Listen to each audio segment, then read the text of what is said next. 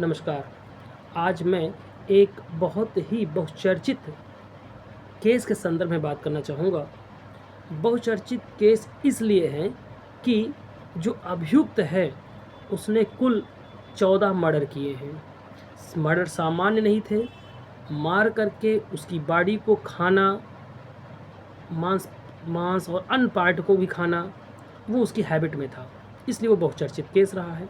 माननीय न्यायालय विशेष न्यायाधीश आयुर्वेद घोटाला प्रकरण सीबीआई लखनऊ द्वारा दिनांक 23/5/2025 को अभियुक्त को आजीवन कारावास की सजा सुनाई। अभियुक्त का नाम है राज कलंदर उर्फ राम निरंजन। दूसरा अभियुक्त जो उसका साला है बछराज कोल। इसमें जो उसकी पत्नी है राज कलंदर की, एक बहुत ही इंटरेस्टिंग स्टोरी है। राज कलंदर की जो पत्नी है उसने उसका नाम फूलन देवी रखा, क्योंकि ये व्यक्ति फूलन देवी से बहुत ही प्रभावित था। क्योंकि फूलन देवी का जो इतिहास रहा है, पहले वो डकैत रहीं, बाद में फिर वो पॉलिटिशियन में आ गई। तो वो ऐसा सोचता था कि उसकी पत्नी भी आगे चल कर के राजनीति में उतर जाएगी। बहरहाल वो आगे उतरी भी, जिला पंचायत का चुनाव लड़ी, जीत भी गई। उसके एक बेटे का नाम था अदालत सिंह, उसके दूसरे बेटे का नाम था जमानत सिंह। वो बहुत ही महत्वाकांक्षी था। तो घटना ये लखनऊ की है, चूँकि उसके एफआईआर अन्य जिलों में चल रहे हैं, लेकिन एक एफआईआर लखनऊ में भी जो है विचाराधीन था। दिनांक 23 जनवरी 2000 को ये घटना यहाँ से शुरू होती है। लखनऊ से इलाहाबाद के लिए मोहित सिंह जो मालिक है गाड़ी का, उसकी गाड़ी चलती है लखनऊ से इलाहाबाद। जो उसका ड्राइवर है गुड्डू, वो वाहन चालक है, ड्राइवर है। तो 6 व्यक्तियों को ले करके लखनऊ से रीवा की तरफ जा रहा है। रीवा मध्य प्रदेश उसको जाना था।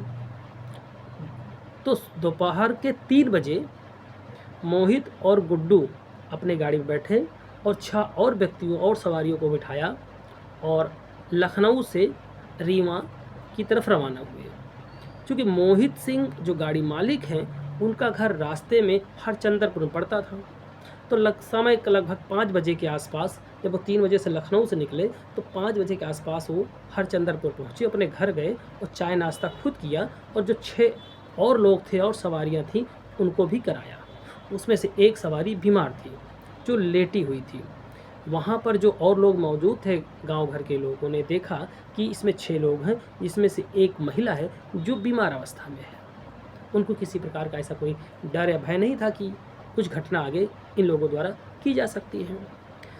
23 तारीख को ही अब वो जो है रास्ते में ही मोहित और गुड्डू ड्राइवर का मर्डर हो जाता है। औसतन ये होता था कि 1 या 2 दिन बाद गाड़ी लौटकर लखनऊ आ जाती थी, कहीं भी रहे। इस बात से परिवार के लोग आश्वस्त थे। 2 दिन बीत जाने पर भी किसी प्रकार की कोई सूचना गाड़ी मालिक मोहित, जिनकी उम्र 22 वर्ष थी, जो और गुड्डू के द्वारा नहीं दी गई कि गाड़ी कहाँ है, किस स्थिति में है, कब लौट के आएंगे। इस पर उनके चाचा शिवहर्ष ने घबराते हुए डर के कारण एक एफआईआर थाना नाका लखनऊ में किया। यह बात बताई कि हमारा जो भतीजा है जिसका नाम मोहित सिंह है और उसके साथ एक ड्राइवर गुड्डू है, जो लखनऊ से 6 सवारियों को ले करके रीवा मध्य प्रदेश की तरफ गए हैं। दिनांक 23 तारीख को घर पर 5 बजे आए थे, चाय नाश्ता किया था। ये तहरीर में दी गई। ये तहरीर दी गई है 26 जनवरी 2000 को। अब तहरीर पंजीकृत हो जाती है, एफआईआर पंजीकृत होती है। अब इस एफआईआर पर कार्रवाई विवेचना शुरू होती है। तो 7 दिन बाद यानी 30 जनवरी 2000 को मनोज सिंह और गुड्डू की लाश इलाहाबाद के आसपास जो जंगल एरिया है, वहाँ पर उनकी लाश छत बिछत अवस्था में पाई जाती है। अब उसका पोस्टमार्टम पुलिस कराती है और फिर यहाँ पर विवेचना शुरू रहती है।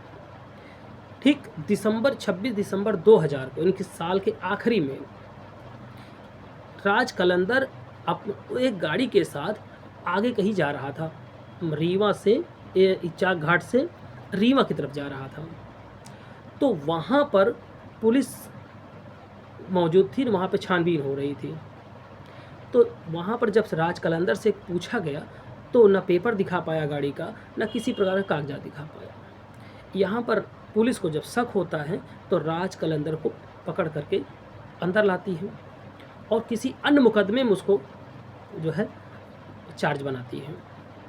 यहीं पर जब गाड़ी की छानबीन होती है तो गाड़ी के नाम के आगे, गाड़ी के आगे नंबर प्लेट पर जिला पंचायत सदस्य लिखा होता है। जो उसकी पत्नी जिला पंचायत सदस्य होती है तो वहाँ पर वो नंबर प्लेट लिखा होता है। गाड़ी का नंबर बदला हुआ होता है। जब उसके इंजन नंबर और चेचिस नंबर पर छानबीन की जाती है तो ये जो है, जो आज से 23 जनवरी की जो घटना होती है उस गाड़ी से मिलान होता है। तो जब कड़ाई से राज कलंदर से पूछा जाता है तब उसने बताता है कि हाँ, 1 साल पहले ऐसी घटना हमारे द्वारा की गई थी, जिसमें मोहित और गुड्डू को हमने मार करके ये गाड़ी हमने उनसे छीन ली थी और मैं इसके अपनी सुविधा के लिए चलाता हूँ। और जब कड़ाई से पूछताछ की गई तो वो अपने कौन सी चीज़ें कहाँ छुपा रखी है, चूँकि मोहित ने ठंडी का समय था तो एक ब्लेज़र पहन रखा था, तो वो ब्लेज़र खुद राज कलंदर पहनता था, उसको निकाल करके लेकर आया था। तो वो भी रिकवरी हुई उसके घर से। तो ये वस्त्र प्रदर्शन में डाला गया। तो इस तरह से जो है पूरी घटना राज कलंदर द्वारा की गई थी। राज कलंदर ने टोटल 14 मर्डर किए थे। सभी जितने भी मर्डर हुए थे उसकी बॉडी कहीं न कहीं पूरी तरह छत विक्षत पाई गई।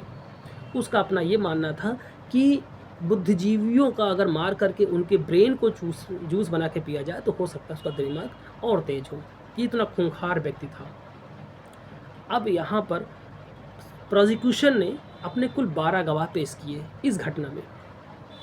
12 गवाहों ने अपनी गवाही दी। अब जब 313 बना, 313 पर उसने डिनाई किया राज कलंदर ने कि उसके साथ वो भी अपना डिफेंस विटनेस प्रोड्यूस करेगा। तो इस तरह से राज कलंदर को ले करके कुल 7 गवाह उसने भी पेश किए। डिफेंस विटनेस टोटल 7 प्रोड्यूस हुए। तो दोनों पक्षों की जब बहस हुई, बहस सुनने के बाद माननीय न्यायालय विशेष न्यायाधीश आर घोटाला CBI लखनऊ ने राज कलंदर को दोषी पाया। राज कलंदर को आजीवन कारावास की सज़ा दी। ये सिर्फ एक FIR की है जो लखनऊ में विचाराधीन थी। 2000 की घटना थी और 2025 को उसको सज़ा मिली। इस विषय पर कोर्ट ने कहा राज कलंदर से कि क्या कुछ कहना चाहोगे? तो राज कलंदर ने मुस्कुराते हुए कहा, हमें कुछ नहीं कहना है। ये बात है। Thank you.